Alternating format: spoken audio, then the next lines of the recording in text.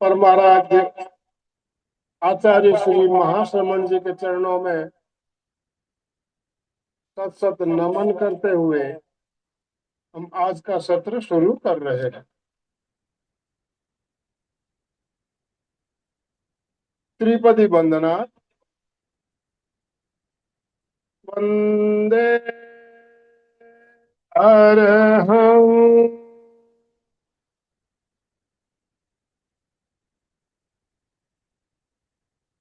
वंदे गुरु परम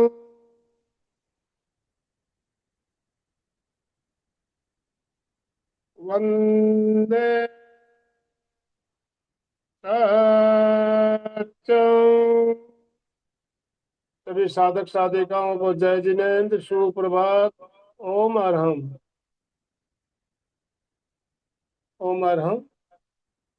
बंधुओं और बहनों, आज एक बहुत ही खास विषय लेकर एक हम आपके साथ जुड़ रहे हैं और आज का मार्गदर्शन कराने के लिए हमें आज का मार्गदर्शन करने के लिए सूरत से डॉक्टर साई आराध्य जी हमारे साथ जुड़ रही है।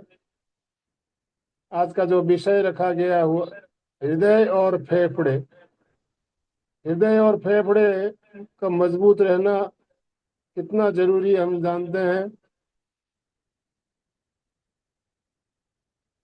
आज देखें, पूरी दुनिया में एक्सचेंज है, हो रहा है तो ही काम चल रहा है। हम जानते हैं एक्सचेंज अगर रुक जाए तो क्या हालत होती है। अभी हम देख भी रहे हैं, अभी जो वार युद्ध चल रहे हैं, युद्ध के वजह से ये जो एक्सचेंज है इसमें कुछ बाधा आई है और जिसके वजह से आज हम देख रहे हैं गैस की कमी, डीजल की कमी, पेट्रोल की कमी, कितनी हमें परेशानियां हो रही है। तो इसी तरह हमारे शरीर के अंदर भी एक्सचेंज का काम जो है निरंतर चलता रहता है। रात दिन 24 घंटे काम चलता है और ये एक्सचेंज कहाँ होता है? हृदय और फेफड़ों के बीच में होता है। आप सब जानते हैं इस बात को। बिल्कुल। तो इसमें से कोई एक अगर काम करना बंद कर दे तो वही हालत होगी जो अभी पूरी दुनिया में हो रही है। तो इसको किस तरह से हम कंटिन्यू बिल्कुल सही तरीके से कर सकते हैं, इसके लिए कुछ योगा के प्रयोग, कुछ और बातें भी हम करेंगे। हमारे साथ डॉक्टर साई आराध्य जुड़ चुकी है। मैं साई मैडम आपसे निवेदन करना चाहूंगा, आप अपने वीडियो ऑन कीजिए प्लीज, हैंड राइज कीजिए। अलका जी भी हमारे साथ जुड़ चुकी है। अलका जी, आप भी अपना वीडियो ऑन कीजिए। मैं अलका जी से निवेदन करना चाहूंगा, आप साई मैडम का शॉर्ट इंट्रोडक्शन देते हुए उन्हें ससम्मान आमंत्रित करेंगे। अलका जी। जय जिनेन्द्र, गुड मॉर्निंग, शुभ प्रभात। क्या बात है, सारे वीडियो ऑन नहीं है? सभी को नम्र निवेदन, वीडियो ऑन कीजिए। एक स्माइल के साथ सबका चेहरा दिखना चाहिए। तो अब जुड़े हैं, ये बहुत बड़ी अच्छी बात है। आपका स्वागत है, सुस्वागतम। पर थोड़ा सा रिक्वेस्ट करूंगी मैं, वर्षा जी हो, संगीता जी हो, वैशाली जी हो, जो भी जुड़े हैं, आईफोन कुसुम जी, तो प्लीज अपने वीडियो ऑन करेंगे तो साई को भी बहुत अच्छा लगेगा। और काफी दिनों के बाद साई आज हमारे साथ जुड़ी हुई है। साई कई सेशन हमें हमारे ले चुकी है और कुछ लोगों को याद भी है, याद भी अच्छी तरह से साई रही होगी। परिचय की जरूरत नहीं है क्योंकि ये हमारी फैमिली में से एक बन चुकी है। और एक दिन हड्डी का ढांचा लेके आई थी और हमको वो पूरा पहली बार हमने ऐसा हड्डी का ढांचा पूरे मनुष्य का देख के फिर उन्होंने उसके बारे में क्लास ली थी। तो सही ऐसे स्पेशल कुछ करके दिखाया, इसलिए ज्यादा याद रहने वाली है। और सही सूरत से ही है और आपको पता ही है, सूरत में जो विविध, जो अनेक डायमंड है उसमें से एक तो हमारी साई भी डायमंड ही है। क्योंकि जो व्यक्ति अनुभव से सीखता है, जो व्यक्ति चाह से सीखता है और अब जिसके योग अच्छे होते हैं तो भगवान उसको बराबर वही ले जाता है। बिल्कुल वैसे ही साई का था। साई ने कभी सोचा ही नहीं होगा कि मैं इस फील्ड में जाऊंगी। उसको कुछ और बनने के सपने थे, परंतु कुछ प्रॉब्लम्स हो गए और वो हेल्प करने के लिए वो योगा की ओर आई और देखा, वाह क्या बात है। ये हीलिंग के लिए कितना अच्छा है। आदमी के शरीर में प्रॉब्लम तो आती है, और उससे वो जो उसका इम्प्रेशन हो गया, उसके बाद उन्होंने कभी पीछे मुड़ के देखा ही नहीं। उन्होंने बहुत सारा योगा का अभ्यास भी किया है, साथ में नेचुरोपैथी भी है, और बहुत सारे छोटे मोटे कोर्सेज भी किए हुए हैं। तो इस प्रकार स्थायी, और मेन सबसे बात कि रेगुलर क्लासेस, इससे जो एक्सपीरियंस आता है और पेशेंट्स को ट्रीटमेंट करना, वो सबसे मुझे मेरे हिसाब से इम्पोर्टेंट होता है। और साई का एक्सपीरियंस इस बारे में बहुत अच्छा है। लोगों को योग टीचर बनाना, क्लासेस कराना, वो भी खुद लोगों को प्रशिक्षित भी करती है, सर्टिफाइड कोर्सेज भी करती है। तो वो क्या क्या करती है वो खुद ही अच्छी तरह से आपको बताएंगे। आपको जुड़ना है तो आप भी जुड़ सकते हो। और दूसरी बात ये है कि आज का विषय बहुत इम्पोर्टेंट है, हृदय। हृदय आपको पता है, बस इतना सा मुट्ठी भर, इतना सा छोटा सा, कितना काम कर सकता है। दिन रात मेहनत, एक मिनट एक सेकंड कभी रुकता नहीं, और ये रुक गया तो हमारी जिंदगी भी रुक जाएगी। इतना इम्पोर्टेंट। और फेफड़े तो और इम्पोर्टेंट भी है। आपको पता है, हम श्वास लेते हैं और श्वास कहाँ जाती है, फेफड़ों में जाके क्या होता है, ये भी हम देख रहे हैं। ये तो अगर स्वस्थ नहीं होंगे तो जीवन में समस्या ही समस्या है। जैसे आनंद भाई जी ने बताया, इमरजेंसी आती है, जैसे युद्ध की इमरजेंसी आई है, तो चारों ओर जो एटमॉस्फेयर फैला है, बिल्कुल वही एटमॉस्फेयर हमारे बॉडी में फैलेगा, मन में फैलेगा, घर में फैलेगा। इमरजेंसी में फटाफट हृदय के लिए ले जाना पड़ता है। और आजकल मालूम है आपको, डॉक्टर लोग जब एडमिट करते हैं तो ऐसे कहते हैं कि कई बार आपने सुना ही होगा कि हृदय खोल के बात करो, ओपन हो जाओ। अगर आप खुद हृदय हो खोल के बात नहीं करोगे तो डॉक्टर को आपका हृदय खोलना पड़ेगा। तो ये हमारा जो हृदय है वो स्वस्थ रहेगा तो अपना जीवन बहुत सुंदर रहेगा। ज्यादा समय नहीं लेते हुए मैं चाहूंगी कि साई को माइक हैंड ओवर करूंगी। So you are most welcome. तो सभी लोग हाथ करें और साई का स्वागत करें। सुस्वागतम, सुस्वागतम, सुस्वागतम। साई का एमपी के और कल्याणम योग केंद्र की तरफ से सहर्ष स्वागत है। बहुत बिजी रहती है, उसके बहुत पूरी फैमिली यस। का देखना, बच्चों का, सुबह भी बिजी रहती है, फिर भी उस समय दिया, इसके लिए धन्यवाद के साथ most welcome Sai, most welcome. Alka ji, Sai madam शायद डिस्कनेक्ट हो गई, ये भी जुड़ी हुई थी हमारे साथ। नेट प्रॉब्लम की वजह से शायद उनका कनेक्शन कट गया, ऐसा लग रहा है मुझे। अच्छा, तो एक मिनट, आप कंटिन्यू कीजिए, तब तक मैं उनसे बात करता हूँ। हम सब लोग हार्ट के बारे में जानते हैं। कौन बात करना चाहेगा कि मैं बताता हूँ हार्ट की कोई इंपॉर्टेंट बातें। चलो हार्ट के बारे में कोई बात करते हैं, और फिर हम फेफड़ों की थोड़ी बात करते हैं। तो तब तक हमारी साई जुड़ जाएगी। तो इसके लिए हम क्या क्या करेंगे, कौन से प्रयोग करेंगे तो हमारा हार्ट एकदम हेल्दी रहेगा। चलो पहले हमारे अशोक जी तो मस्त नॉलेज वाले हैं और रेडी भी रहते हैं। तब तक अशोक जी बात करेंगे। आनंद भाई जी, अशोक जी को यस, अशोक जी अनम्यूट कीजिए अपना। जय जिनेन्द्र। जैसे हार्ट हो गया या लंग्स हो गया, उसके लिए जो ब्रीथिंग की सिस्टम है वो सबसे यूजफुल और उपयोगी है। जितना लंबा और गहरा श्वास लेते हैं और लंबा गहरा श्वास छोड़ते हैं तो ब्लड का सर्कुलेशन भी अच्छा होता है, हार्ट पंपिंग अच्छा होता है, फेफड़े भी अच्छा होता है। और दूसरा एक इसमें विचार आता है कि अपन हार्ट का, ब्लड का और अपने कार्बन डाइऑक्साइड का तो एक्सचेंज हो जाता है ऑटोमेटिकली, लेकिन अपने भावों में, विचारों में जो गंदगी आती है ना, वो अपने भावों और विचारों से ही निकालनी पड़ेगी, क्योंकि वो भी बहुत बड़ा स्ट्रेस और हार्ट प्रॉब्लम का कारण होता है। स्ट्रेस स्ट्रेस से कई ऐसे हार्मोन्स रिलीज होते हैं जो अपने शरीर को नुकसान करते हैं। अगर अपन उसके ऊपर ध्यान देवे तो अपने शरीर में काफी अच्छा फायदा हो सकता है। ओम। बिल्कुल अशोक भाई जी ने बराबर बताया, एकदम परफेक्ट। सारा संबंध हार्ट और फेफड़ों का जिनका भी है वो हमारे श्वास से है। अगर श्वास सही है तो समझ लो इनको हम बहुत हेल्दी रख सकते हैं। ये तो बेसिक भी हो गया, बहुत सुंदर। और भी कोई अपने इस विषय पर विचार रखना चाहते हैं तो प्लीज आप ट्राई कीजिए, क्योंकि आप सबको भी नॉलेज है, और आप सब भी कभी कभी कभी मौका चाहते हैं। ऐसा मौका भगवान आपको दे देता है कि भैया वो वक्ता नहीं जुड़ा है, तो चलिए हम बात करते हैं। तो आप अगर कोई हार्ट की खासियत बताना चाहते हैं तो थोड़ा सा हार्ट की खासियत भी बताइए। चंदा जी हार्ट, चोपड़ा। यस, हार्ट एक ऐसी चीज है जो आपको पता है विदाउट स्टॉप, बिल्कुल रुके बिना नॉन स्टॉप काम करने वाला। कोई कैसे ऐसा और काम गर्मी कर की वजह सकता से है पता ही नहीं है। तो चलिए चंदा चोपड़ा की तरफ से अब भी मैं हम थोड़ा सा कुछ। बताऊंगी हार्ट के लिए। ये हार्ट जो है उसी से हमारे भाव चेंज होते हैं। अपने भावों को चेंज करने के लिए हमें करुणा, ममता, दया, जो भी चीजें हमें लानी होती है वो हमारे हृदय में आती है। तभी हम उसे ऊपर लाते हैं और उसको कार्यान्वित करते हैं।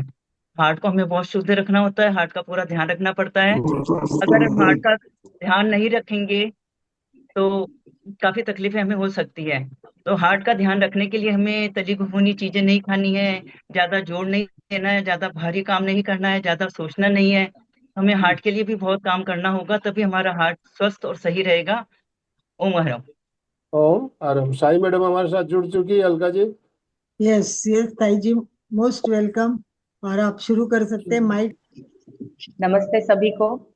सॉरी, टेक्निकल इश्यूज में थोड़ी पुअर हूँ। एक डिस्कनेक्ट होता है तो दूसरा क्या कनेक्ट करना है, 2 मिनट उसकी वजह से लेट हुआ। अलका जी और आनंद जी तो मतलब क्या बोलूं, सुख का स्रोत और अवेयरनेस का स्रोत है। ठीक है, मेरी आवाज क्लियर है? जी। Yes okay, yes, clear. चलिए। हमारा विषय आज का है कार्डियो पल्मनरी, मतलब हृदय और फेफड़े। तो ये हमारे जन्म से चलते आ रहे सबसे अविभाज्य घटक है कि जो सबसे इम्पोर्टेंट है। अभी आनंद जी ने ये तो इंट्रोड्यूस करवाया कि एक्सचेंज सिस्टम में जो अगर कम पड़ रहा है, जहाँ पे पेट्रोल की कमी है, उसी प्रकार से हमारे बॉडी में जो सारा इनटेक है, जो इनहेल है, जो इनपुट है और जो आउटपुट है, तो इनपुट और आउटपुट के साथ में जो सारा शरीर का प्रवाह है, वो सारा प्रवाह हृदय और फेफड़ों का एक दूसरे के साथ में घट संबंध है। बहुत, उसको अलग ही नहीं कर सकते। हमें याद है बच्चे, जब भी बच्चे का जन्म होता है, गर्भाशय से वो जब बाहर निकलते हैं, तब उनको डॉक्टर ने पीठ पे मारना चाहिए। अगर पीठ पे मारा जाता है तो ही वो धीरे धीरे अपने आप में रोना लगते हैं। क्यों? क्योंकि गर्भ में फेफड़े काम ही नहीं करते। माता के माता से ही उन्हें सारा न्यूट्रिशन मिलता है। तो ये सारा न्यूट्रिशन जब भी मिल रहा है, तभी हमें पता चले कि ये सारे न्यूट्रिशन में हमें जब इन मिल रहा है, वो इन कहाँ से है? हमारे नासिका से और हमारे खाने से। अब खाने से जो भी आहार द्रव्य है, वो हृदय के मार्फत माध्यम से, हृदय के माध्यम से पूरे शरीर में फैल रहा है। और ये पाचन कैसा है? हम जो भी कोई खाना लाते हैं बाजार से, तो क्या हम वैसे का वैसे खाते हैं? नहीं, हम वैसे का वैसे नहीं खाते हैं। हम उसे क्या करते हैं? पकाते हैं, कुछ उसमें डालते हैं और फिर वो खाना खाते हैं, तो वो हमारे शरीर में सात्म्य होगा। हमारे हमारे शरीर में उसका पाचन अच्छे से हो पाएगा। अब क्या है, फेफड़ों का काम है बाहर के हवा से प्राण को खींचना है अपने शरीर में। और ये प्राण को खींचते समय ये शरीर रूपी प्राण में इसका परिवर्तन करना है। तो ये जो बाहर से लिया हुआ प्राण है, कि जो हम इनहेलेशन से, जो हम पूरक के माध्यम से ले रहे हैं, वो एक प्रकार के अग्नि का काम करता है। अग्नि कि जो शरीर का पाचन कर पाए। तो ये जो ऑक्सीजन के मॉलिक्यूल है, ये जो ऑक्सीजन के कण है, हमारे शरीर में हीमोग्लोबिन के माध्यम से रुझते हैं, हीमोग्लोबिन से अटैच होते हैं। नहीं, हमने मैग्नेट देखा है तो लोहे के कण वो मैग्नेट को चिपकते हैं। वैसे ही हीमोग्लोबिन के कण को प्राण के कण श्वास के माध्यम से रक्त में वो चिपक जाते हैं। और हर एक पेशी तक, जैसे लॉक एंड की होता है, ताला और चाबी होती है, वैसे वैसे वो अपने आप एक दूसरे के पास में पहुंच जाते हैं। ये जब पहुंच जाते हैं तब अपने आप पेशी के अंतर्गत का खाना बनाते हैं। ये सर्कुलेशन और ये ब्रीदिंग, ये एक दूसरे से जुड़े हुए हैं। कैसे? तो ब्रेन, ऐसे सोचो कि ब्रेन है, लंग्स है और बीच में हार्ट है। तो ये त्रिकोण जो है वो एक दूसरे को सपोर्ट करता है और एक दूसरे के साथ में चलता है। कैसे सपोर्ट करता है? ब्रेन जब कहता है कि हृदय को धड़धड़ाना है और फेफड़ों को आकुंचन प्रसरण करना है, तो एक साथ में दो सिग्नल्स एक साथ में भेजे जाते हैं। तो दोनों को एक साथ में काम करेगा। गाड़ी का पहिया एक आगे चल रहा है एक पीछे चल रहा है, तो चलेगा क्या? नहीं चलेगा। तो हार्ट और लंग्स दोनों साथ साथ में चलते हैं। हार्ट रेट देखो, हम भागे दौड़े, हम डर गए, या फिर हमें कोई चिंता है, तो हमारे हार्ट बीट्स फास्ट काम करने लगते हैं, हमारा श्वास ऊपर नीचे हो जाता है। तो ये एक जैसा रेशो है। हृदय की गति बढ़ी, श्वास की गति बढ़ी, हृदय की गति कम हुई, श्वास की गति कम हुई। हम नहीं रोज के प्रैक्टिस में प्रेक्षा मेडिटेशन में बॉक्स ब्रीदिंग करते हैं? बॉक्स ब्रीदिंग में क्या है? सिंपल से, जितना श्वास भरेंगे उतना समय रोकेंगे, उतना समय छोड़ेंगे, और उतना समय छोड़ने के बाद में फिर से रोक के रखेंगे, तो हमारा बॉक्स पूरा हुआ। धीरे धीरे वो बॉक्स का जो आकार है वो बढ़ने लगेगा। श्वास भरने की क्रिया भी बढ़ने लगेगी, रोकने की बढ़ने लगेगी, छोड़ने की भी बढ़ने लगेगी, और छोड़ने के बाद भी बढ़ने लगेगी। अब इसका चलन वलन हम रेगुलर यूज में कैसे करें? अगर पाचन कम होता है या आहार के माध्यम से जो प्राण कम होता है, तो क्या क्या हो सकता है? तो हमारी इम्यूनिटी कम होगी, हमारा हार्ट वीक होगा, हमें बार बार चक्कर आएगा, क्योंकि हमारे ब्रेन को ऑक्सीजन कम मिलेगा। हमारे ब्रेन को 70% का ऑक्सीजन सप्लाई जरूरी ही जरूरी है। तो आहार के माध्यम से और प्राण के माध्यम से ये हमें बैलेंस रखना है। तो ये बैलेंस जब धीरे धीरे आ रहा है, तो अपने आप इसके अनुसार हम उसकी स्ट्रेंथ नॉर्मल सी से लंबी कर पाएंगे। कैसे करेंगे? तो धीरे धीरे हम जब प्रैक्टिस करते हैं और हम विचार अवस्था में रहेंगे, सोचते रहेंगे, तो ये ऑक्सीजन लेवल अपने आप कम होता है। सूत्र है योग का, क्या सूत्र है? मनस चले वातम चले चित्तम निश्चलम निश्चले भवेत्। तो जैसे वात है, वात मतलब वायु है, वो वायु मन के जैसे, वायु मन जो है वो वायु के जैसे चल है, बहुत फास्ट है। तो धीरे धीरे जैसे जैसे उसको स्थिर करवाने के लिए मेडिटेशन करना है। वो स्थिर कैसे होगा? जब हम श्वास पे ध्यान देंगे, हम श्वास को, एक श्वास को थोड़ा सा लंबा खींचेंगे, कि जैसे हमने अभी प्रेक्षा ध्यान में बताया कि एक इनहेलेशन का समय हम लंबा खींचेंगे। तो 4 सेकंड 5 सेकंड के बदले अगर हम 6 सेकंड 7 सेकंड ब्रीदिंग करते हैं, तो अपने आप आगे वाला समय कम होता है, कॉम्पेंसेट होता है। इस प्रकार से श्वसन अगर हमारा स्लो है, तो इसका मतलब है वो धीरे धीरे क्वालिटी ब्रीदिंग में बदल जाएगा। हम श्वास बदलते रहेंगे तो क्या होगा? उससे अच्छा है कि बार बार वो श्वास जैसे जैसे फास्ट होता जाता है, उसको हमें स्लो करना है। अगर श्वास को हमने स्लो कर दिया, तो 1 मिनट में कम आवर्तन होंगे, क्योंकि नॉर्मल मॉडर्न फिजियोलॉजी क्या कहती है? श्वास लेना और श्वास छोड़ना। लेकिन योगिक ब्रीदिंग क्या कहता है? लो, थोड़ा समय रोक के रखो, छोड़ो, और फिर थोड़ा समय रोक के रखो। तो लेने के बाद और छोड़ने के बाद दो रुकावटें हैं, अंतर कुंभक है और बाह्य कुंभक है। इसी में हमारे शरीर के अंदर का जो बैलेंस है, वो बैलेंस अपने आप हील होता है। जख्म जैसे भरते हैं, वैसे हमारी इम्यूनिटी भरी जाती है। जो बीच वाला समय है, ये बीच वाले समय में जो पेशियों को प्राण नहीं मिला है, जो पेशियों को आहार द्रव्य प्राण नहीं मिला है, वो मिल जाता है। ठीक है? तो इसमें संधारण क्या हुआ? जो भी अनयूज्ड सेल्स है वो एक्टिव होंगे।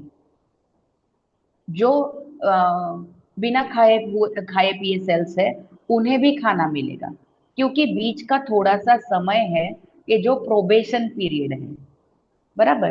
तो इसमें हमारी इम्यूनिटी बढ़ेगी, जो सेल्स को प्राण नहीं मिला है वो मिलेगा। अब ये प्रोग्रेस को हम फिजिकल आसन से या छोटे छोटे प्रैक्टिसेस से कैसे पूरा करेंगे? तो ये बात हमने एनाटॉमी जब हमने देखा था तो ये बात देखी थी, क्योंकि यहाँ पे हमारे फेफड़े और अ, हृदय है, बराबर। मैं थोड़ा सा एंगल बदल देती हूँ, ठीक है? अब ओके, फेफड़े है और हृदय है, तो ये पोस्चर को हमें सुधारना है। कैसे सुधारेंगे? दोनों हाथ ऊपर खींचेंगे।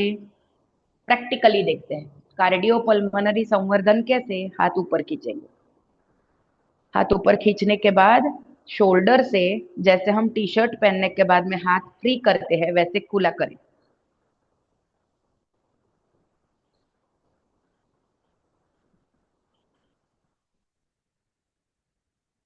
हाथ से चले, ऐसा सोचो हाथ से चलना है, हाथ से चले।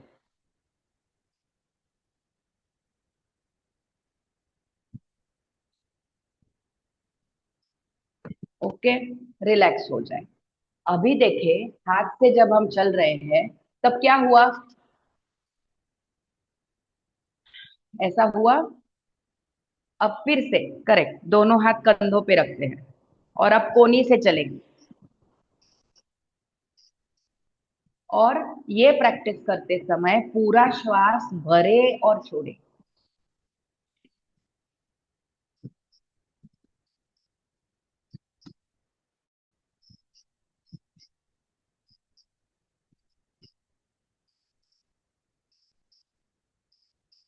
रिलैक्स। क्या हुआ? वापस बढ़ा। तो हमने मसल्स को कार्यान्वित किया, मसल्स को क्रियाशील बनाया और हार्ट बीट बढ़ा। तो ब्रेन से क्या था? अभी हमने बाकी का पूरा शरीर हिलाया? नहीं हिलाया।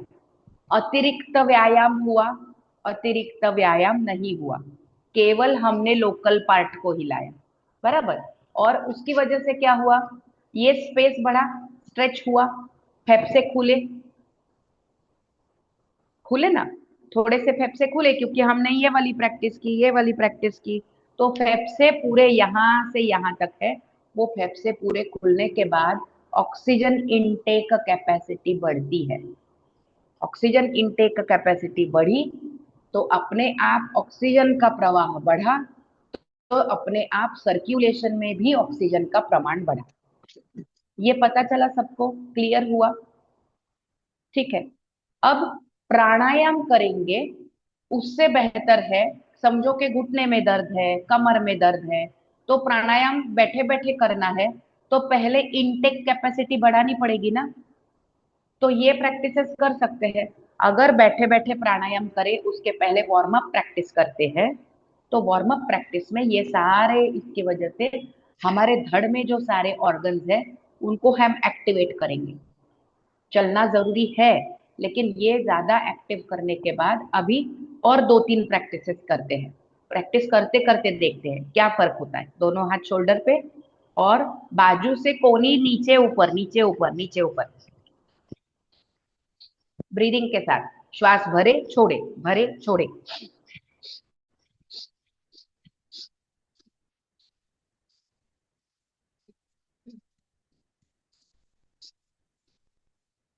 रिलैक्स। इसमें ही महसूस करें, श्वास गति बढ़ी, हमारे स्नायुओं की गर्मी भी बढ़ी, मसल्स में यूज हुआ, तो मसल्स से कार्बन डाइऑक्साइड फेंकने की क्षमता और ऑक्सीजन खींचने की क्षमता बढ़ेगी। तो ऐसे प्रैक्टिसेस कौन से है? हाँ, अभी करेक्ट अशोक भाई कर रहे हैं, ये वाली प्रैक्टिसेस भी है। 1 2 3, फिर से श्वास भरे छोड़े, भरे छोड़े, भरे छोड़े, भरे छोड़े। Okay, relax. अभी केवल बैठे हैं तो कंधों को उचकाना और हल्के से प्रेशर के साथ में नीचे।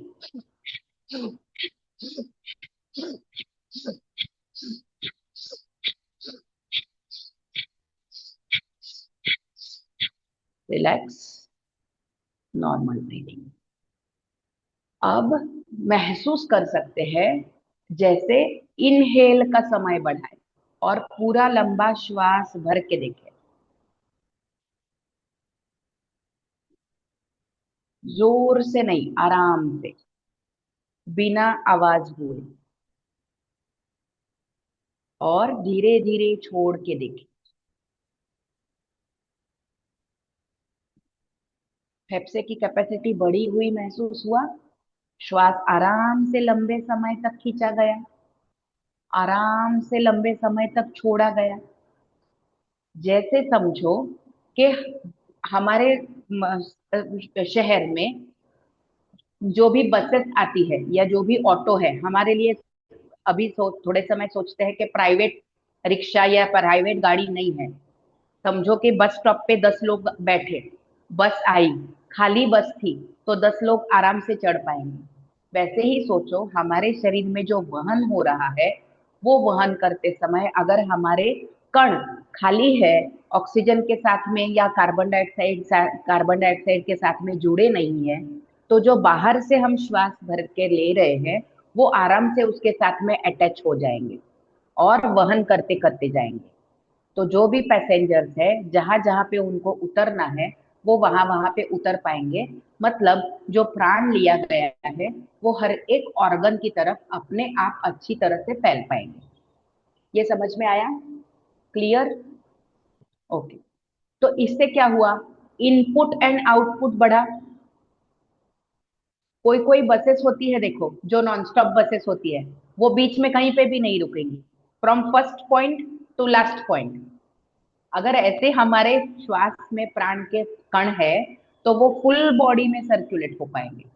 तो इसका प्रभाव ज्यादा होगा कि छोटे छोटे अंतर वाला प्रभाव ज्यादा होगा?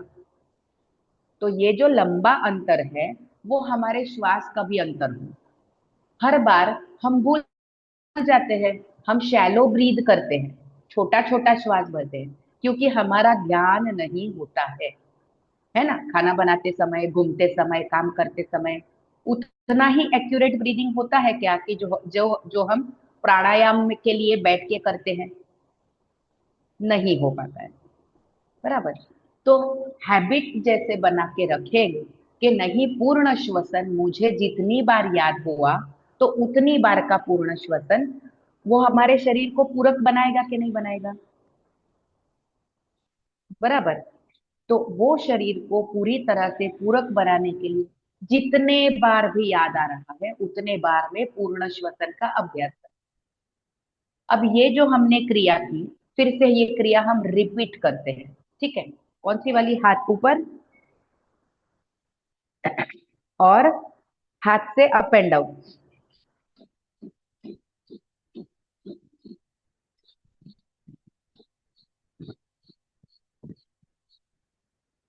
अब हाथ से चलने की क्रिया।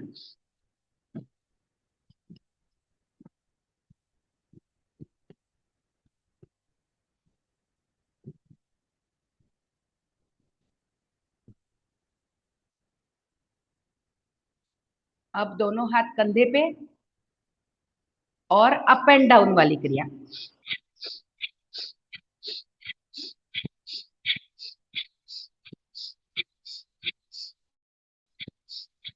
अब आगे पीछे वाली क्रिया।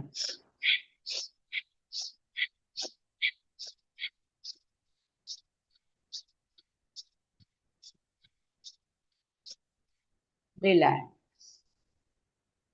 अब फिर से फील करें, हेतु पूर्वक और ध्यान पूर्वक महसूस करें कि मेरा हर श्वास पूर्ण ले पा रही हूं, ले पा रहा हूं, पूर्ण श्वास छोड़ पा रही हूं, छोड़ पा रहा हूं। अभी महसूस होता है, अगर अच्छी प्रैक्टिस हुई है, तो कंधे के लेवल तक श्वास महसूस होता है, क्योंकि यहां तक फेफड़े हैं।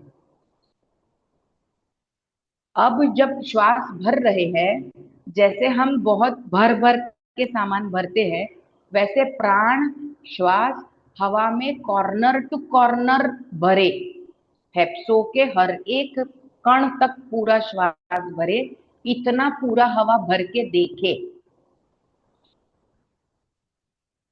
फुल ब्रीद इन और रुकना है।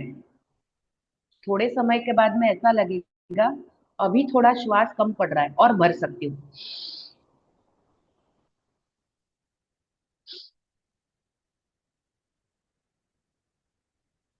धीरे धीरे से छोड़े, और छोड़ने के बाद रोक के रखे। छोड़ने के बाद रोक के रखने में गाड़ी रुकी हुई है, सारा कार्बन डाइऑक्साइड जमा हो रहा है, और उसके बाद हम श्वास को बाहर छोड़ रहे हैं, तो सारा मिला के कचरा बाहर निकल जाएगा। और सारा मिला के कचरा बाहर निकलेगा तो नया जब पूरक होगा, तब पूरे शक्ति के साथ में प्राण के कण को हम अंदर खींच पाएंगे। फेफसा खाली होना बाकी है, और फेफसा अगर भरा हुआ है तो वातावरण में इस हवा का जो प्रेशर होता है वो कम होता है, तो हम तुरंत एक्सेल कर सकते हैं। ये फेफसों का प्रेशर और वातावरण का प्रेशर इसके साथ में जुड़ा हुआ है। और जब हम शैलो ब्रीदिंग मतलब रोज के अनुसार छोटा छोटा श्वास भरते हैं, तब वातावरण का प्रेशर और हमारे फेफसों का प्रेशर ये कम ज्यादा थोड़ा बहुत 19-20 का अंतर है। अगर यही अंतर हम वातावरण का प्रेशर कम और फेफसों का प्रेशर ज्यादा, तो फोर्स के साथ में प्रेशर मेंटेन होगा। तो ये प्रेशर का भाव और ये नेचुरल भाव है। अभी जो भी कोस्टल लाइन है मतलब समुद्र किनार की पट्टी है, तो वहां पे प्रेशर क्या होता है, ह्यूमिडिटी ज्यादा होती है, वहां पे प्रेशर बड़ा होता है। और जो हिली एरियाज जो होते हैं, जो ऊंचे होते हैं, उनमें प्रेशर कम होता है, हाई एल्टीट्यूड में। तो ये प्रेशर का बहाव कैसे होगा, हम देखो तुरंत बंद हिस्से से अगर खुले हिस्से में जाए तो हम हमें हवा खुली दिखती है, तो वैसे हवा खुली हो तो हमारे शरीर के अंदर भी खींचने की क्षमता चाहिए। ये खींचने की क्षमता को ही प्राण कहते हैं। पंच प्राण में से जो प्राण, व्यान, अपान, समान, उदान, पंच प्राण सुने हैं। तो ये जो हमारे शरीर में पंच प्राण है, तो ये प्राण में से जो प्राण है वो शरीर में खींचने की क्षमता ज्यादा रखता है। जो उदान है वो बाहर फेंकने की क्षमता ज्यादा रखता है। उदान वायु का मतलब क्या है, हमको कभी हिचकी आती है, हमको कभी डकार आती है, हम खांसते हैं, या फिर हमें कभी शुद्धि क्रिया के हिसाब से वॉमिट होता है, पचा नहीं है तो वॉमिट होता है। ये जो प्रेशर है ऊपर से आने वाला प्रेशर, ये उदान वायु का काम है। और अपान में लूज मोशन, मल मूत्र, मासिक, प्रेगनेंसी, डिलीवरी का जो उत्सर्जन है कि जो नीचे की तरफ से बाहर जाता है, वो अपान वायु का काम है। जो खाना खाया हुआ पच रहा है वो समान वायु का काम है।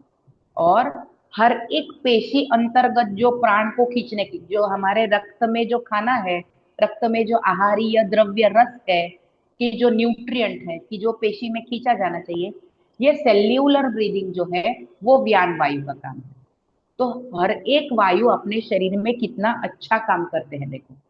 तो अगर वातावरण में जैसे बारिश है तो पवन कम होता है, बारिश में अगर पवन ज्यादा होता है तो क्या होता है, बारिश के पानी का छींटे भी उड़ते हैं। ये तो निसर्ग है, बराबर। उसी के जैसे जब हमारे शरीर में आहार्य द्रव्य का पाचन अच्छे से होगा, तब हमारा ओवरऑल बॉडी का डाइजेशन अच्छा होगा। क्योंकि ये 5 प्राण जो है वो अग्नि के तरीके से काम करते हैं। और एक एग्जाम्पल देती हूँ, छोटा अग्नि जब हमने जलाया है और उसको हम हल्के से फूंक रहे हैं, तो वो अग्नि अच्छे से भड़केगा। अगर हमने गैस का फ्लेम है, जोर से फूंक दिया तो वो बुझ जाएगा। तो फूकना कितना है, वायु का जोर कितना है, इस पे भी निर्भर करता है कि उसे और प्रदीप्त करे कि उसे बुझाए। वैसे ही हमारे प्राणायाम के सारे एक्टिविटीज, कपालभाति में क्या करते हैं, हम बार बार रेचक करते हैं। बार बार रेचक से क्या होता है, शरीर में कार्बन डाइऑक्साइड पूरा बाहर फेंका जाता है, और जब नेक्स्ट पूरक होगा तब ऑक्सीजन की खींचने की क्षमता बढ़ती है देखो। ठीक है, 30 स्ट्रोक्स प्रैक्टिस करके देखते हैं। सबकी पीठ सीधी, कपालभाति करते हैं प्लीज।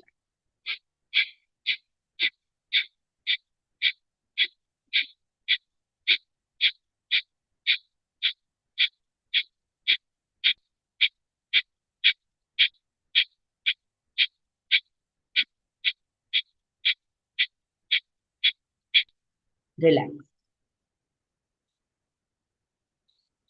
नया श्वास भरते हुए ध्यान पूर्वक भरें।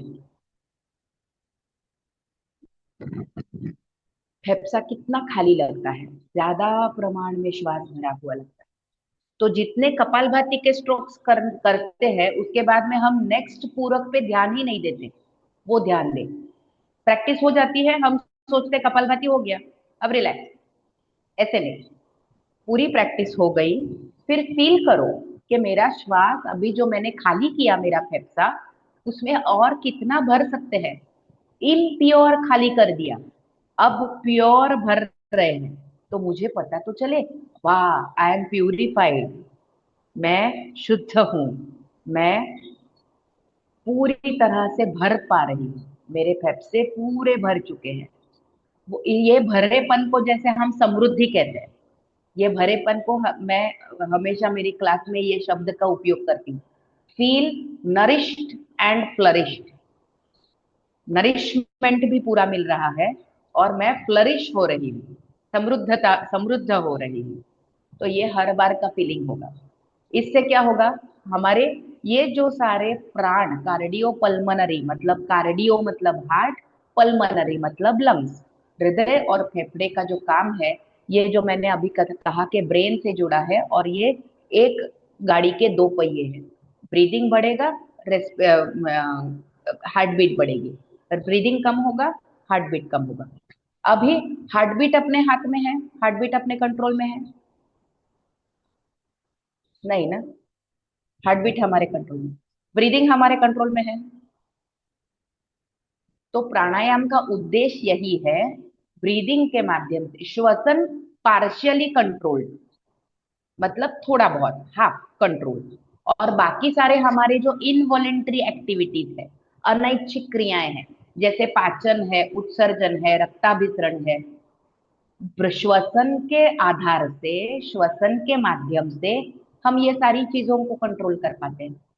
इसीलिए तो शवासन कहते हैं ना, इसीलिए शवासन है कि श्वास के माध्यम से हम अपने पाचन को शून्य करें, हम अपने उत्सर्जन को शून्य करें, हम अपने ब्लड सर्कुलेशन को शून्य करें।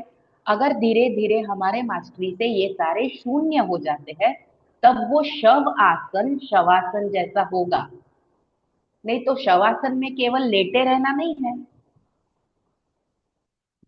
बराबर, गॉट इट, क्लियर।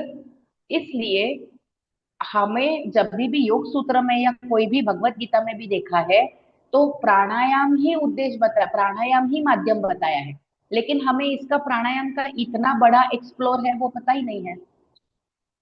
प्राणायाम से वॉलेंट्री चीजों पे जैसे हम कंट्रोल कर सकते हैं कि नहीं मुझे ध्यान से बैठना है तो मुझे हिलना नहीं है, वैसे खाना खाया हुआ पाचन कर पाएंगे नहीं, एक बार खाना मुंह के अंदर गया तो उसके बाद में अनकंट्रोल। तो इसलिए प्राणायाम के माध्यम से और कार्डियो पल्मनरी जो हमारी सिस्टम अपने हाथ में है, उसके माध्यम से हम पूरा बॉडी कंट्रोल कर सकते हैं। और ब्रेन बॉडी को बताता है कि अभी तो खाने की जरूर है, श्वास की जरूर है, सारे फेफड़ों सारे शरीर के ऑर्गन्स को खाना नहीं मिल रहा है, तो तुझे धड़धड़ाना पड़ेगा। इसके वजह से हार्ट और लंग्स काम करने लगते हैं। अगर ब्रेन से पूरे शरीर के अवयवों ने ऐसा बोल दिया कि हम संतुष्ट हैं, हमें जरूर नहीं है, तो फिर श्वास थोड़ा कम काम करेगा, हृदय थोड़ा कम काम करेगा। ऐसे में अगर हर एक अवयव की संतुष्टि, तो हर एक अवयव का और ब्रेन का कनेक्शन बहुत दृढ़ होना चाहिए। जैसे हम उपवास व्रत रखते हैं, वैसे अगर हर एक ऑर्गन ने बोला थोड़े समय तक मेरा डिटॉक्सिफिकेशन चल रहा है, मुझे खाना मत दो, तो कार्डियोपल्मोनरी एक्टिविटी थोड़ी रेस्टिंग हो जाएगी। करेक्ट, तो बॉडी अपने आप क्लीन होगा। देखो, हमने बच्चे को अगर हर 1 घंटे में खाना खिलाया तो वो क्या बोलेगा? मुझे खाना नहीं चाहिए, मेरा पेट भरा है। बच्चे को अगर हमने 2 घंटा, 3 घंटा, 4 घंटा खाना खिलाई नहीं, भाई थोड़ा पानी पी लेना, थोड़ी देर के बाद में खाना मिलेगा। ऐसी माएँ भी करती है ना कभी कभार, थोड़ा बहुत समझाने के लिए, क्योंकि समय निश्चित करने के लिए। जब वो उसको कड़क भूख लगेगी, तब वो जो भी सामने है वो मांग के खाएगा। ये एक्सेप्टेड। तो वैसे हमारे पेशियों को प्राण की भूख लगने दो। ये भूख कब की है? अंतर कुंभक और बाह्य कुंभक की है। तब तक क्या होगा? ये कुंभक का समय हार्ट और लंग्स को रिलैक्सेशन का समय है ना? क्योंकि क्या है, फिजियोलॉजी ने, मतलब मॉडर्न मेडिसिन ने, रिसर्च ने ये निश्चित किया है कि एक बार के श्वसन में 4 बार हार्ट बीट होगा। रेशो निकाला है। अब एक बार का श्वसन एक बार का श्वसन है, वो थोड़ा हमने लंबा खींचा, तो हृदय को भी उतना समय मिलेगा कि उसमें वो 4 बार हार्ट बीट करेगा, तो रेस्टिंग हो गया। इसलिए सिंपल प्राणायाम में अनुलोम विलोम सबके लिए बेनिफिशियल माना गया है। कुछ खराबी नहीं होगी, आराम से कर पाएंगे, सभी कर पाएंगे। वृद्ध, छोटे बालक, अति वृद्ध, जो व्याधिग्रस्त है, वो भी अनुलोम विलोम कर पाएंगे। क्यों? एटलीस्ट अनुलोम विलोम प्राणायाम में इतना कुछ नहीं है डिमांड एंड सप्लाई पे, लेकिन सहज गति से सबको सब मिलेगा। ठीक है, अनुलोम विलोम करके देखते हैं। अब अनुलोम विलोम करते समय बॉक्स ब्रीदिंग के जैसा ही है। श्वास भरे, रोक के रखे,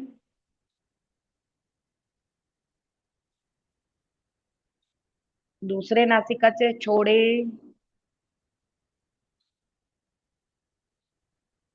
रोक के रखे।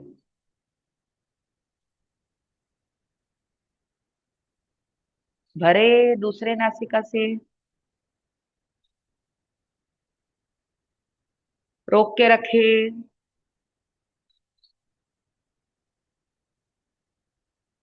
छोड़े,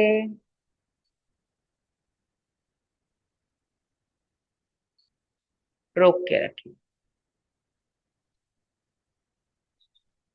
रिलैक्स करें।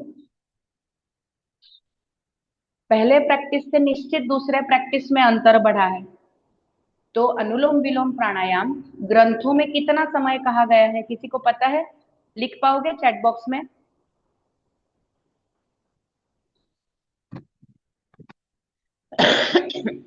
अनुलोम विलोम प्राणायाम के आवर्तन ग्रंथों में कितने कहे हैं, पता है?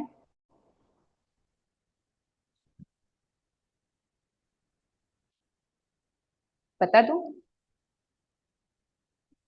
अच्छा, अनुलोम विलोम प्राणायाम के आवर्तन पूरक के, अंतर कुंभक के और रेचक के, हाँ, 16 सेकेंड का एक आवर्तन, ऐसे 62 आवर्तन कहे हैं। 62 रिपीटेशन ऑफ अनुलोम। हमने अभी केवल 2 किए, हमने अभी 2 किए, 2 बॉक्स ब्रीदिंग की। वैसे 62 आवर्तन होने चाहिए, तब वो अनुलोम विलोम प्राणायाम बॉडी में वर्क कर पाएगा। 62 आवर 62 आवर्तन में हमारा 1 घंटा पूरा हो जाता है, और हमारा मन इतना विचलित होता है, अरे भाई एक जगह पे 62 आवर्तन करते करते उधर पानी जल गया है, मेरा समय हो गया है, वहां पे ऑफिस में ये इसकी बात कही है, चले वातम चले चित्तम निश्चलम निश्चले भवे। मतलब वायु को कंट्रोल इधर कर रहे हैं, लेकिन मन वायु का बहुत पूरे ब्रह्मांड घूम रहा है। तो इस प्रकार से कार्डियोपल्मोनरी के वजह से हम कितना बैलेंस कर पाते हैं, केवल शारीर भाव से, only physically I am saying. और इसी को अगर अनुलोम विलोम की दृष्टि से देखेंगे, योगिक दृष्टि से देखेंगे, तो कितने फायदे हमारे शरीर को मिलते रहेंगे। तो जिनको नी पेन है, जिनको बॉडी में कोई पेन है, वो ऐसा नहीं समझे कि मुझसे प्रैक्टिस नहीं हो पा रही है। इवन फ्रोजन शोल्डर है, डायबिटीज है, घुटनों में दर्द है, तो भी अभी के जो 4-5 प्रैक्टिसेस हमने देखे, वो आराम से कर सकते हैं। उसमें घुटनों का उपयोग ही नहीं है। कितना बढ़िया है। कितनी सारी माता भगिनियां या फिर सीनियर सिटीजन्स भी ऐसे हैं कि चल नहीं पाते हैं, बट उनके धड़ को वो पूरी तरह से एक्टिव रख पाएंगे, है ना। ये पूरे प्रैक्टिसेस का फायदा है। अब प्रैक्टिसेस में वापस इनका जो इनपुट आउटपुट ये सारा डिमांड एंड सप्लाई पे चलता है। तो मन से अपने आप जो ब्रेन से सिग्नल्स आते हैं ना कि फेफड़े और हृदय को आपको कार्यान्वित रहना है, वैसे अपने आप अपने बॉडी में नर्वस सिस्टम के दो भाग है। सिंपैथेटिक नर्वस सिस्टम की जो हमारे शरीर को क्रियाशील बनाता है, और पैरासिम्पथेटिक नर्वस सिस्टम की जो हमारे शरीर को रेस्ट एंड पीस मोड पे ले जाता है। तो पैरासिम्पथेटिक नर्वस सिस्टम से अगर हम अपने बॉडी को रेस्ट एंड पीस मोड पे लेने जाएंगे, तो आजकल देखना इन्फ्लेमेशन के चांसेस है। शरीर सूजा हुआ है, घुटने पे सूजा है, तो क्या बोलते हैं डॉक्टर, इन्फ्लेमेशन हो गया है। तो डॉक्टर क्या बोलते हैं, घुटने के लिए बर्फ का सेक करो, इन्फ्लेमेशन निकल जाएगा। ये सुना है, होता है ना कई बार। इन्फ्लेमेशन है, सोजा है, तो हम दवाई लेने जाते हैं। चेहरा फूला फूला लग रहा है, अरे बाप रे, कुछ किया ही नहीं मैंने, कल कल रात में तो सोई और आज देखा तो चेहरा इतना फूला फूला लग रहा है, अंगूठी टाइट हो रही है, बैंगल आगे पीछे नहीं हिल रही है। ये नॉर्मल हमारे रेगुलर रूटीन वर्क में ये इन्फ्लेमेशन मतलब क्या, हमारे शरीर का पाचन बिगड़ गया। इसके लिए थोड़े थोड़े से स्ट्रेचिंग, ऐसे स्ट्रेचिंग, ऐसे स्ट्रेचिंग, ऐसे स्ट्रेचिंग, थोड़े बहुत शरीर की हलचल करे। धड़ में जो अवयव है उनको स्पेस चाहिए। देखो, हमने 3-4 दिन से सोफे के पीछे से डस्टिंग नहीं किया, टीवी के नीचे से डस्टिंग नहीं किया, तो धूल की परत जमा होती जाती है ना। हम हर रोज ध्यान से हमारी हेल्पर को बोलते हैं, अरे वहां पे पीछे कॉर्नर में रह गया देखो। तो ऐसे हमारे ब्रीदिंग करते हुए हमारे फेफड़ों के ये कॉर्नर में रह गया है, वो हमें अपने आप देखना है ना। ठीक है, और अब 3-4 और प्रैक्टिसेस करते हैं। पहली वाली प्रैक्टिस हमने जो रिपीट की वो सबको याद है, ठीक है। अब हम नौका चलाएंगे हाथ से।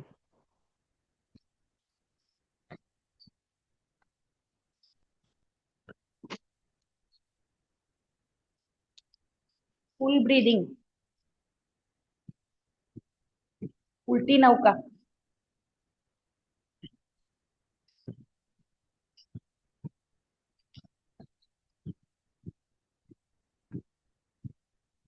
बैठे बैठे अर्धकटी।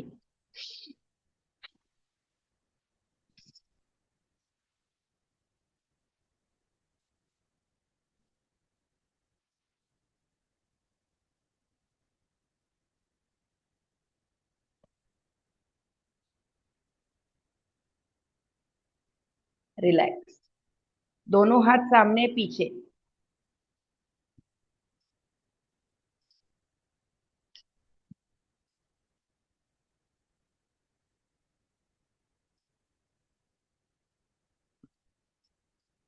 अब दौड़ रहे हैं वैसा, बैठे बैठे दौड़ो।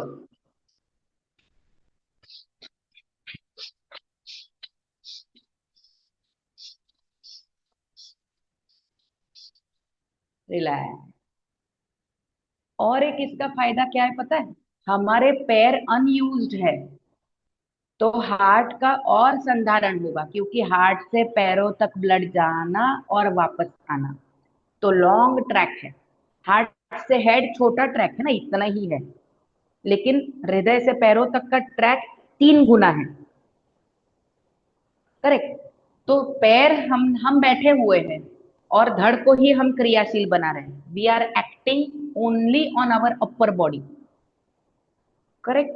तो जो एक्स्ट्रा वर्क है पैरों के लिए वो हार्ट का कम हुआ, तो वो संधारण हुआ। तो जब भी चलना है तब पहले 5 मिनट ऐसे एक्टिव करके चलेंगे तो हार्ट अच्छे से काम करेगा, थक नहीं जाएगा। क्योंकि हार्ट को क्या है, हार्ट को भी प्राण चाहिए ना। हार्ट मसल्स को भी अगर प्राण नहीं मिल रहा है, क्योंकि हमने ऑलरेडी शैलो ब्रीदिंग है, तो हार्ट को काम करते समय कम प्राण युक्त खून मिलेगा। और अगर हम 5 मिनट की करके बाद में चलने जाते हैं तो पहले हार्ट की तरफ भी प्राण युक्त ब्लड मिलता जाएगा। तो heart will work efficiently. Clear? Okay, thank you. मेरा विषय पूरा हुआ, किसी को कुछ सवाल करने हैं? बहुत सुंदर तरीके से अभी हमने कुछ क्रियाएं की जो हमें फेफड़ों के बारे में, फेफड़ों की मजबूती के बारे में बताने वाली क्रिया। तो बंधु और बहनों, मैं जब भी हार्ट या फेफड़ों की बात करता हूं तो एक चीज हमेशा कहता हूं, हमारे फेफड़ों की कैपेसिटी हमें पता है कितना है, 6 लीटर, 5.5 6 लीटर हम हवा इंटेक कर सकते हैं, 6 लीटर। इतनी कैपेसिटी है हमारी। लेकिन यूटिलाइज कितना होता है? मुश्किल से 15%, 20% यूटिलाइज करते हैं। 1.5 लीटर। हमें मालूम होने के बावजूद भी हम उसका आधा भी यूटिलाइज नहीं कर पाते हैं। तो इनके लिए जो अभी जो क्रियाएं बताई गई, ये जो क्रियाएं हम करेंगे तो हमारी फेफड़ों की कैपेसिटी निश्चित रूप से बढ़ेगी। इस बात को हम मानते हैं, यस और नो? Yes, yes. तो मैं जब भी योगा की क्लास लेता हूं तो एक दो क्रियाएं मैं करवाता हूं जो फेफड़ों के लिए विशेष रूप से उपयोगी बताई जाती है, जिसमें भस्त्रिका, लघु भस्त्रिका, ये दो प्रयोग भी हम करते हैं। आपने अनुलोम विलोम किया अभी, तो भस्त्रिका और लघु भस्त्रिका फेफड़ों की मजबूती के लिए, फेफड़ों की कैपेसिटी बढ़ाने के लिए बहुत ही बढ़िया प्रयोग है। तो आज तो हमारे पास समय नहीं है, एक प्रैक्टिस मैं आप लोगों को जरूर करने के लिए बोलूंगा। आप सीधे बैठिए, दोनों हाथों की इस तरह से रखिए और कल्पना कीजिए एक स्प्रिंग है, स्प्रिंग के दोनों साइड दो हैंडल लगे हुए हैं, और श्वास भरते हुए इसको पूरा खींचना है। पूरा खींचिए, सीना बिल्कुल बाहर आ जाए, सीना बिल्कुल बाहर आ जाए, और यहाँ बढ़ने के बाद थोड़ी देर रुकना है, फिर धीरे धीरे स्प्रिंग को छोड़ देना है, वापस श्वास को बाहर निकालना है।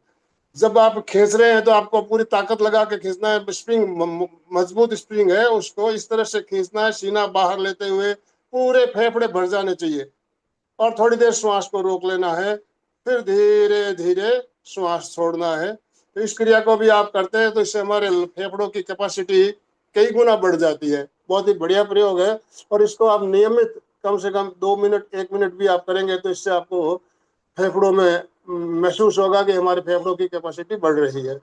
तो अभी अशोक जी ने हैंड राइज किया हुआ है, चंदू जी ने हैंड राइज किया हुआ है। चंदू जी बोलिए पहले। सभी भाई बहनों से निवेदन, हम अपने अपने वीडियो ऑन करेंगे। यस। जय जिनेन्द्र सर। सर मेरे दो क्वेश्चन है। एक तो ये जो अभी आपने साई ने बताया कि जैसे हम ऊपर की कैपेसिटी करते हैं कि भी ऊपर का हार्ट का और मस्तिष्क का है वो तो इतना ही है, लेकिन नीचे पांव तक का है, तो नीचे पांव तक के लिए फिर क्या करना चाहिए कि भाई वहां तक भी पूरा ऑक्सीजन जाए? एक तो ये है। और दूसरा साइड से पूछना है, हार्ट अटैक और कार्डियक जो अरेस्ट होता है उसमें क्या अंतर है, को बता सकते हैं तो? हार्ट अटैक क्यों आता है? पाँव के लिए क्या करना चाहिए? क्योंकि ऊपर के लिए तो हम आप म्यूट ये हो गए भाई, अनम्यूट कीजिए। अनम्यूट है सर। यस। मेरा वो पहला आपका सवाल था कि लेग मसल्स को की कैपेसिटी कैसे बढ़ाए और हार्ट का संवर्धन करते हुए कैसे बढ़ाए। तो शवासन में लेट के जो हमारे सुपाइन पोजीशन में, मतलब पीठ के बल लेते हुए जो सारे आसन प्रकार है, कि समझो नौकासन है, उत्तान पादासन है, पवन मुक्तासन है, सेतु बंधासन, ये सारे अभ्यासों की वजह से हमारा हार्ट का संवर्धन होगा। क्योंकि लेटा शरीर होता है ना, head to toe gravity force कोई काम नहीं करती है, कम से कम काम करती है। तो ये इसकी वजह से हार्ट और लंग्स और ब्रेन का ये बहुत अच्छा होता है। और दूसरा कि जो आपने बोला कार्डियक अरेस्ट के लिए क्या करें, नैमित्तिक स्वरूप से लाइफस्टाइल के तरीके से जब जब अगर हम एक्सरसाइज के लिए शरीर प्रवृत्त होता है तो कार्डियक अरेस्ट का प्रमाण कम होता है। और हाइड्रेटेड रहना ये सबसे इंपॉर्टेंट है कार्डियक अरेस्ट के लिए। तो ये सिंपल सी बात है, जब हम खुद नहाने जाते हैं उसके पहले बैठ के आराम से 1 गिलास पूरा पानी आराम से पिए, गट गट गट गट नहीं। और नहाने के बाद, नहा के वापस आने के बाद में भी आराम से बैठ के 1 गिलास पानी पीना है। तो जो हार्ट की कंडीशन है वो अपने आप सेटल होती है। हमारा आजकल ऑफिस में, दफ्तरों में बैठने का काम बहुत ज्यादा रहता है, जिसकी वजह से कभी कभी क्या होता है, हमारे पैरों में रक्तों का प्रवाह कम हो जाता है। तो इसके लिए हमें एक चीज का ध्यान रखना है कि हम थोड़ी देर में आधा घंटा पौन घंटा बैठने के बाद उठ के कुछ चहलकदमी करें, चहलकदमी करें, फिर अपने काम में बैठे। और मैं अभी जो हमारा सेशन चल रहा है, मैं कुर्सी पे बैठा हूँ, चेयर पे बैठा हूँ, काफी देर से बैठा हुआ हूँ, 2-3 घंटे 4 घंटे मेरा बैठने का काम रहता है कुर्सी पे अभी। तो मैं पैरों की एक्सरसाइज बैठे बैठे कुर्सी पे बैठे बैठे करते रहता हूँ। एड़िया उठाना, पंजे उठाना, एड़िया उठाना, पंजे उठाना, दोनों पैरों की उठाना, पंजों को उठाना। आप भी जब भी देखो कुर्सी पे बैठे हो, दोनों पैरों के एड़ियों को उठाइए, पंजों को उठाइए। तो इससे हमारे क्या होता है कि पैरों की एक्सरसाइज हमारी चालू रहती है। तो इस तरह से आप बैठे बैठे लंबे समय तक बैठने का काम पड़ता है, तो इस तरह से भी आप इसको कर सकते हैं। तो इसमें हमारे पैरों में रक्त का प्रवाह जो है बिल्कुल सही रहेगा। अशोक जी, आपका प्रश्न अधूरा रह गया है, साई मैडम डिस्कनेक्ट हो गई हमारे साथ। तो अलका जी, एक अपने शरीर में समय भी जितना संपन्न हो रहा है। स्ट्रेस जितना बढ़ता है तो वो भी जो कोर्टिसोल और जो हार्मोन रिलीज करता है वो भी हार्ट के लिए बहुत प्रॉब्लम करता है। जी, आपको कुछ कहना है अलका जी? यस, मैं आपको अभी समापन की ओर ले जाना है अपने को। तो बस एक दो इम्पोर्टेंट बातें बताऊंगी कि आपको पता ही है कि आज हमने क्या सीखा, क्या किया। आज हम जिस दिल की बात कर रहे हैं, आज हम जिस दिल की बात कर रहे हैं, वो सिर्फ एक अंग नहीं है, वो अपने जीवन का आधार है। वो अपने जीवन का आधार है, उसी पर पूरा जीवन टिका हुआ है। हमारा हृदय दिन रात बिना रुके, बिना थके, लगातार धड़कता रहता है। पता है, एक दिन में लगभग 1 लाख बार दिल धड़कता है। एक दिन में 1 लाख बार दिल धड़कता है, पूरे शरीर में ऊर्जा फैलाता है। लेकिन एक खास बात है, एक खास बात और बताऊंगी। हृदय सिर्फ रक्त नहीं बहाता, हृदय सिर्फ रक्त नहीं बहाता, हमारे भावों को भी वो बहाता है। हमारे भावों को भी वो बहाता है। जब हम खुश होते हैं तो दिल हल्का और प्रसन्न होता है, और जब हम तनाव में होते हैं तो दिल भी भारीपन महसूस करता है। इसीलिए दिल से जीना सीखो, दिल से जीना सीखो, खुश रहना सीखो, हर परिस्थिति में हंसते रहो, स्वस्थ रहो। और जब भी कुछ हुआ, बस श्वास को देखते रहिए, लंबा श्वास लो। आपको पता है एक बात, एक श्वास लेने में दिल को 4 बार धड़कना पड़ता है। कल्पना कीजिए, एक श्वास लेते हैं तब दिल 4 बार धड़कता है। अगर हमने 1 मिनट में समझ लो 20 श्वास लिए, हमारा श्वास बहुत छोटा होता है, 15 या 20 तो होती है, तो 20 समझ लो श्वास लिए, तो दिल को 80 बार धड़कना पड़ता है, 80 बार धड़कना पड़ता है। बस दीर्घ श्वास सीख लिया, 10 बार श्वास लिया, दिल एकदम 40 बार धड़केगा, तो आधा काम उसका कम हो जाएगा और वो खुश हो जाएगा। तो दिल को खुश रखो, आपकी जिंदगी खुशमिजाज हो जाएगी। तो इसीलिए मैंने शॉर्ट में कुछ बताने का समराइज कर कोशिश है। वो हमारा समय पूरा हो गया है। Sorry for. संपन्न हो रहा है। चंदा जी चोपड़ा कुछ कहना चाहती है। चंदा जी, मैं आपको आखिरी में अनम्यूट ऑप्शन दे रहा हूँ, आप बात करें, उसके बाद अशोक जी समापन कराएंगे। मैं बोलना चाहूंगी, एक तो हम महाप्राण ध्वनि करते हैं, उससे भी हमारी श्वास बहुत लंबी होती है, आपको सबको मालूम है। और दूसरी चीज, हमारा जितना दिल धड़कता है, जितना धड़कता है दिल, हम उससे छोटी अगर सांस लेंगे तो हमारी इससे और हमारी आयु भी कम हो जाती है। और अगर लंबी सांस लेंगे हम, तो हम अब इस समय जब हम चेत रहे हैं कि हमारी आयुष लंबी हो, तो हम बहुत कुछ काम करें। तो अभी इस समय तो हमें पूरा अपना ध्यान रखना है कि हमारी आयुष लंबी रहे, ताकि हम अच्छे अच्छे काम कर सकें, क्योंकि आयुष तो हमारी निश्चित है। तो हम लंबी सांस जितनी लेंगे उतनी हमारी सांस जो है आयुष हमारी बढ़ेगी, और हम अच्छे अच्छे कार्य कर पाएंगे। Thank you very much. बढ़िया चंदा जी, बहुत बढ़िया। चंद्रा जी भी हैंड राइज किया हुआ है। चंद्रा जी। जय जिनेन्द्र, बहुत ही अच्छा सेशन हुआ। आप सबको बहुत बहुत आभार। और मैं कहना चाहूंगी कि जो हार्ट पे असर आता है, तो हमें कैसे पता चलता है कि हार्ट अटैक आने वाला है? तो हम जीभ को देख करके पता कर सकते हैं। हमारी जीभ मोटी हो जाती है और जीभ जो अपने वेन्स है ना वैसे ब्लू हो जाती है, जी जी पूरी ब्लू हो जाती है। तो अगर वेन्स के जैसे हल्की नीली पड़ जाती है जीभ, तो हमें चेक करना चाहिए, डेली अपनी जीभ को चेक करना चाहिए। उससे पता चल जाता है कि हार्ट आने वाला है या हार्ट अटैक आ गया है। तो अगर हार्ट अटैक आ गया, आपको पसीना बहुत ज्यादा आ रहा है, तो उस टाइम में पेशेंट को सिर्फ सुला के ही रखना है, उसको पानी देना ही नहीं है। और अगर 70 मतलब उसके बाद में उसको हॉस्पिटल वगैरह लेके जाया जा सकता है। पर अगर चट्टू की आंगली को, ये दोनों चट्टू की आंगली को यहाँ से अगर किसी को अटैक आ गया तो यहाँ से टाइट पकड़ के बंद कर दें, यहाँ से उसका बंद की मुंह से भी हम उसको दबा सकते हैं। फर्स्ट पोरा जो है, चट्टू की आंगली का फर्स्ट पोरा यहाँ पे दबा लें। कभी कभी ऐसा भी होता है कि हमको बहुत गैस एसिडिटी हो रही है और हमें लगता है कि हार्ट का प्रॉब्लम हो सकता है। तो जो ये हाथ है, हाथ में राइट हैंड में चट्टू की उंगली के नीचे ये 36 नंबर का पॉइंट है, ये इसको दबाकर देख लें। अगर यहाँ पे प्रेशर, दर्द, हाथ लगाने से दर्द हो रहा है, वो भयानक दर्द हो रहा है, मतलब ये आपको हार्ट का प्रेशर हो सकता है, हार्ट अटैक हो सकता है या हार्ट की कुछ प्रॉब्लम हो सकती है। अगर ऐसा कुछ नहीं है और फिर वैसे ही ऐसे हार्ट में भारीपन लग रहा है, छाती में भारीपन लग रहा है, तो वो एसिड एसिडिटी की वजह से भी हो सकता है। ऐसे मैंने पढ़ा है। और भी कुछ? अशोक जी, थैंक अर्चना जी ने भी हैंड रेज किया। अर्चना जी, समय हमारी समय की सीमा है, ऑलरेडी हम 5-7 मिनट लेट हो चुके हैं, तो क्षमा चाहूंगा। अशोक जी। जय उमर। जितेंद्र। आंखें कोमलता से बंद, हाथों को आनंद केंद्र पे जुड़े हुए, रीढ़ की हड्डी और गर्दन सीधी, सभी मानसिक उच्चारण करेंगे।